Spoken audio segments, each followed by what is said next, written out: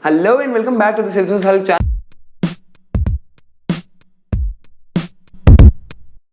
And today we have got some guest, a very special person on our channel who's going to help us out to do different things which we all are looking for. And that different thing that I'm talking about is helping us get our resume build up for the next job that we're looking for in the Salesforce ecosystem. I welcome you on the Salesforce Health channel, Chris Hopper. Chris, how are you feeling today? Hey, good morning, Shrey. How you doing?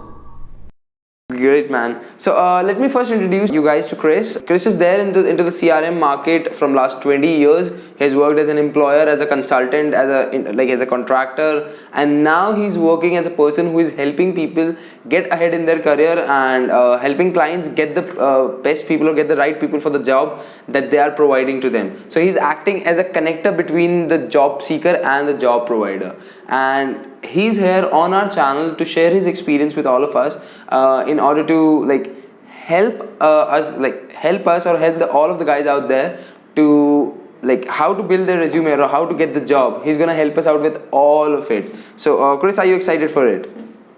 I'm very excited. I want to take the pleasure to, the honor really, to be able to participate in this with you. It's really a pleasure. You've been doing great content, great videos. It's just a pleasure to be able to be part of this series with you, Shri, as the Salesforce Hawk. It's just a great honor to be part of this.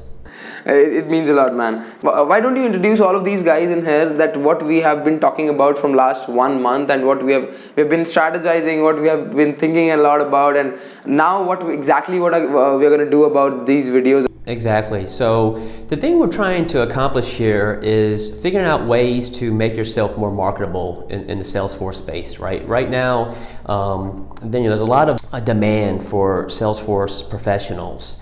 And so Shri and I wanted to come up with a series to help give you advantages to kind of be able to be above and beyond your competition, right? And so we wanted to brainstorm about ways to either market yourself on LinkedIn or ways to edit your resume, because you need to be able to figure out how to stand out, right? And so we want to give you some sound bites of thoughts that we think will make you a differentiator when competing against other Salesforce professionals to give you the upper hand.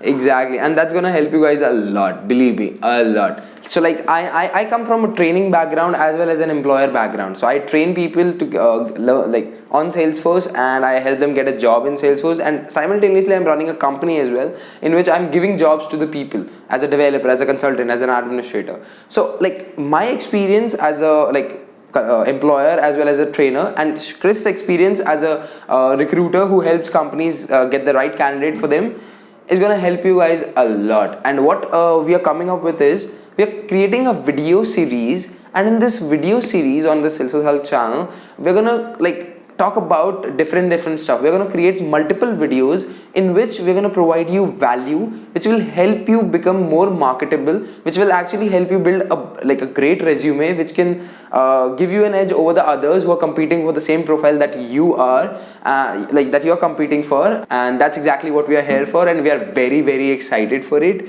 If you guys can give it a name as well, we'll be more than happy. I'm going to provide you a Salesforce Health t-shirt if you can provide this video series a name. So make sure to comment down on the bottom if you have any name for this video series that we are creating in order to help you guys to build your resume to get that job that you've been looking for from months or from years. So now, Chris, what do you think? Why first of all do you think that writing a good resume is important? Why do you have to think so much about writing a good resume?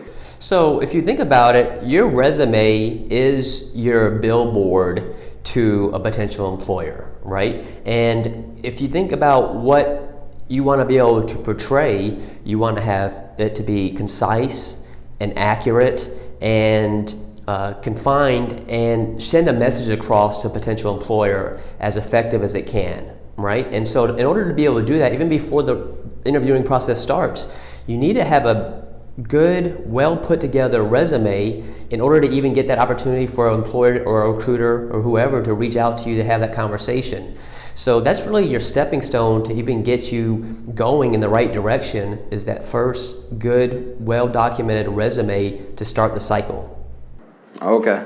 I completely agree with all of the points that you have said over here. It needs to be the best. It needs to give you an edge, and that's exactly what we're gonna help you out with. So in this series, let me talk about this series. Like in this series, we're gonna create like some videos. Like first of all, this is the introduction one, in which we're gonna explain you the importance of writing a good resume. And the second video that we're gonna create, in that video, we're gonna explain you the complete process of writing a good resume, like from writing a brag sheet to putting it all together onto the resume, the right formats of the resume, the like the font size, the font style, everything. And we're gonna give you the sample formats of resume as well that you can use. But yeah, once you're done with building the resume, you also need to know about how to reach people in order to get that job, or in order to show interest into that particular job. You do not actually have to write down interested on that LinkedIn post, and if you're actually interested about that job.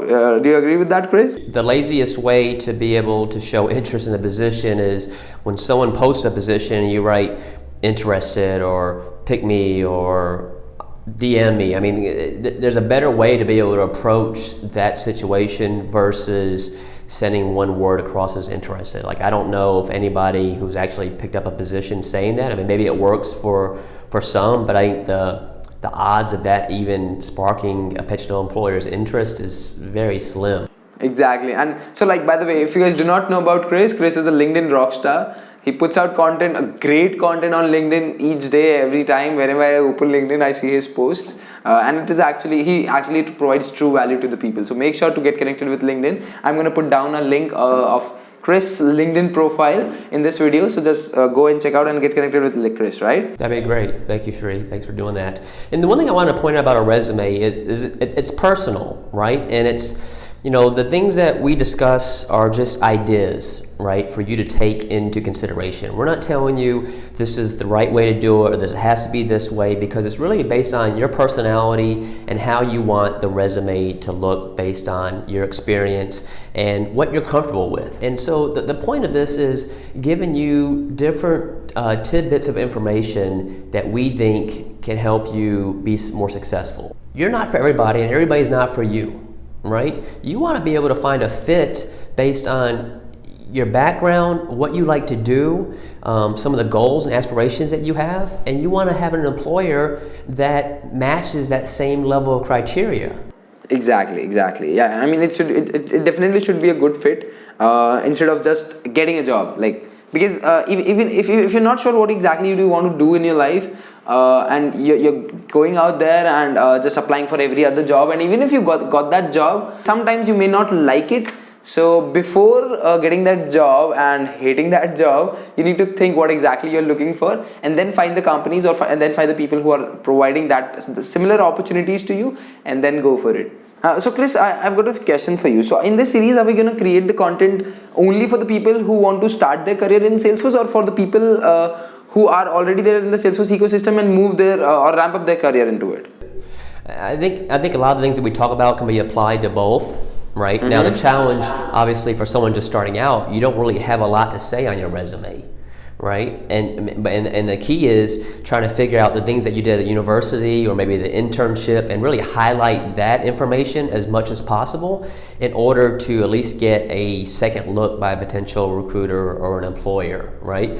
You know, so we can talk about that a little bit, but we can also talk about even the experienced folks and how to also bring forth the most relevant information in your background and your past experience as well. So there's a lot of things that we'll talk about that applies to both, and there'll be a little piece here and there that may apply more to newbies or freshers versus those that are more experienced. Got it. So why don't you do one thing, like post down in the comments that whether you're a fresher looking for an opportunity in Salesforce, or you are an experienced person who has not worked into Salesforce but now wants to move ahead into Salesforce, or if you're a person who is already experienced in Salesforce and want to ramp up their career in this ecosystem. We will get a clear picture about it. Like, if there is more freshers, then we'll focus more onto them. If there are more experienced people who want to get into Salesforce but they haven't got the experience in Salesforce, then for them, I'm very much sure that you guys are gonna enjoy it a lot, like as much as we will, or even more than that, because it's gonna help you land a job in the Salesforce environment or the Salesforce ecosystem. Like, Chris, I've got a question, like the last question for you for the day. Like, are there any things that they need to be available with, or they need to be prepared with before starting writing a resume? I think the first thing is thought process, right? Before you even put anything on writing, sit down and just think and what have you accomplished in your life, right? And what are those things that created value for others, right? And what are some of those goals that you have achieved, right?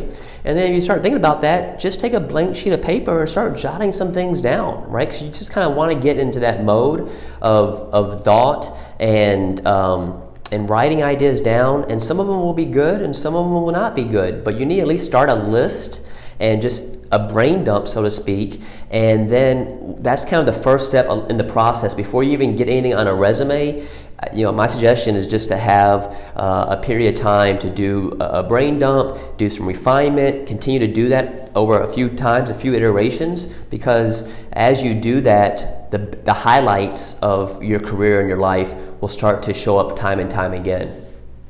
Got it, completely got it. So I think now you got the answer of what exactly you need to do. Meanwhile, we're coming with the next video, and we're gonna come up with that soon. We are also brainstorming in order to provide you the best content that we can related to this topic, and I think we're good. Anything else that you want to say, Chris, to the audience? No, I think we're good, Shri. This is going to be a great series. I'm hoping people will get value out of it. The thing that we want is your feedback. As Chris said, we really want your feedback. We really want this,